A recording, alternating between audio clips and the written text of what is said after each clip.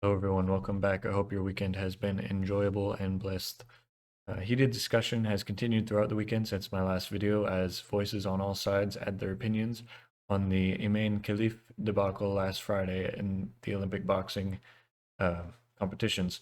My comments and social media feeds are full of people defending Khelif and insisting she was born a woman and has always been one, but it seems that the truth is more complex than any of us ever expected it to be. The situation has become at the same time very complicated and vague, but also paradoxically simple. And I'll explain what I mean as I address the new information that has been raised and as I refute the claims of those defending Imane Khelif. I need to begin by stating some new information that has arisen since my last video that I was not aware of at the time. Here's some new things that I found out in the past couple days because no one knew what was going on at first, and new information has been coming up ever since the original defeat of Angela Carini. The International Boxing Association, IBA, which I mentioned earlier, has blocked both Khelif and Lin Yuting, another Olympic boxer who also won his fight earlier this week against a woman, from competing in 2023 in the World Championships, stating that they fell short of eligibility criteria. However, the details about this shortcoming and whatever caused them to be disqualified have not been disclosed or made public. The president of the organization has stated that the athletes were found by DNA tests to have XY chromosomes, but the results of these tests have also not been published officially. Now, with this information in mind, we'll take a look at some of the claims that have been made, see if we can make sense of the whole thing. One point that I've seen being raised a lot in the debate on Twitter, etc., is that the IBA is Russian-run and owned by a Russian oligarch, and it should therefore be mistrusted. And I don't know, somehow the results of the DNA test are being faked or staged because it is a Russian organization. This is clearly a rather weak point in our current culture with the war in Ukraine, etc. Russian has become synonymous with evil and bad, but this is not necessarily true. Definitely not the case across the board, and I don't see why this thinking should extend to boxing. And as of now, I have no reason to disbelieve the IBA's assessment. Another point that has muddied the waters is that Khalif's father has come forward saying that she is a woman, she was born a woman, her birth certificate says so. However, this opens a whole new can of worms because assuming that the IBA DNA testing was correct, and Khalif does in fact have XY chromosomes, and also taking into account what we all saw, believe your eyes, first of all, I'm using the term she, but it does look very masculine, very much manly features. So we have to figure out a way to reconcile this with the fact that she was assigned female at birth. Side note there, it is funny that people suddenly care about the gender that was assigned at birth again. One possibility that would clear up a lot of the confusion is that Khalif is suspected to have some sort of disorder of sexual development, or DSD. I've been seeing a lot of pieces about this by several prominent conservative speakers, influencers, etc. This is what some might refer to as intersex, but that's a broad spectrum, so I'll break it down for you.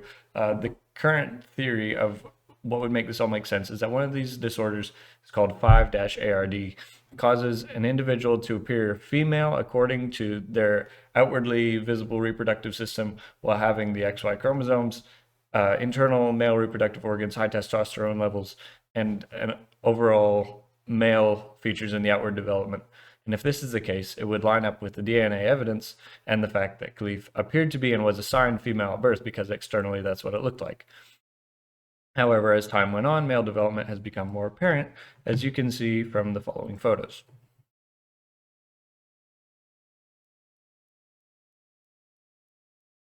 So there you have it. It looks very male in both of those. And just for good measure, here's what Hungary's Olympic boxer had to say after her match.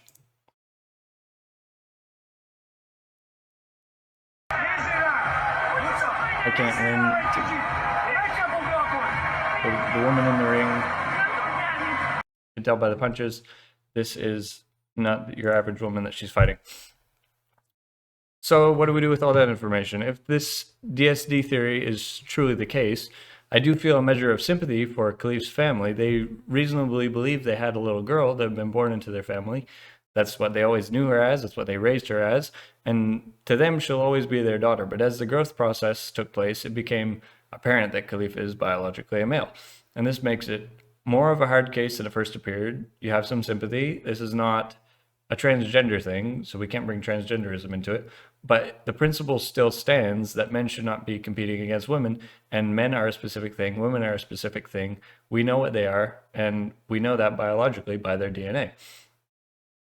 So that almost makes me feel bad for Imane Khelif, almost, except for one thing. This is the fact that once he knew about the DNA testing, once he knew about the condition, he chose to compete anyway. And knowing his biological advantage, he got in the ring with women again. And for that, we cannot forgive him. This is a disgrace and cowardly to fight women knowing the advantage that you have.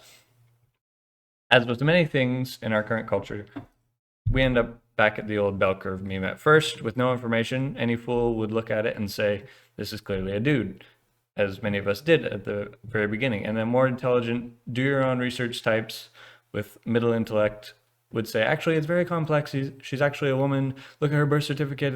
It says she's a woman. Also, she boxed for a very long time and she was never disqualified, etc., etc. But at the upper end of the bell curve, you have the wise guy, the scholar in the hood, truly wise man who looks at all the evidence and he puts it to the side and he goes back to the old tried and true duck test. If it looks like a duck, walks like a duck, and punches like a duck, it's probably a duck. And Imane Khelif, for as far as we can tell, and by the evidence of those who have fought against him, is biologically a male, no matter what complicated circumstances may surround it, no matter how much of his life he appeared to be a woman. It is what it is. Someone with XY chromosomes and the biological advantage should not be fighting women.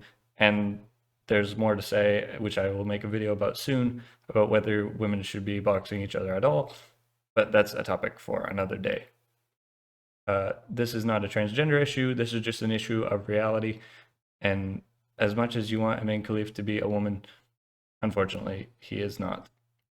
And women going forward should refuse to fight him, however many fights there is left, before we end up with the Olympic boxing women's final being two men fighting each other.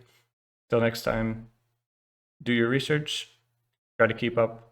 I know it's hard.